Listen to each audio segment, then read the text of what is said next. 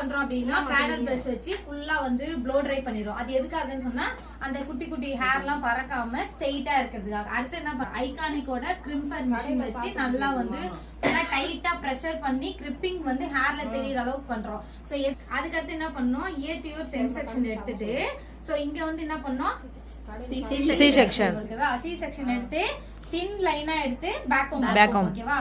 So back home பண்ணிட்டு இந்த ஃபிங்கரால தான் எடுக்கிறோம். இந்த ஃபிங்கர் வச்சு ஃபர்ஸ்ட் என்ன பண்றோம், ஃபுல்லிங்க்கு எடுக்கிறோம். இதை டைட் ஹோல்ட் பண்ணிட்டு அதுக்கப்புறம் இங்க வந்து லூஸ் பண்ணி எடுத்துட்டு வரோம். சோ இங்க நீங்க டைட்டா ஃபுல்லிங்க்கு பிடிச்சிட்டீங்க அப்படின்னா இந்த ஹேர் சிலுப்பாம வரும். சோ இங்கே ரெண்டுத்தையும் இப்படி பிடிச்சி எடுத்துட்டே இருந்தீங்கன்னா எல்லாமே சிலுப்பிட்டு வந்துடும் ஓகேவா. அப்புறம் ஸ்ப்ரே அடிக்கிறோம்.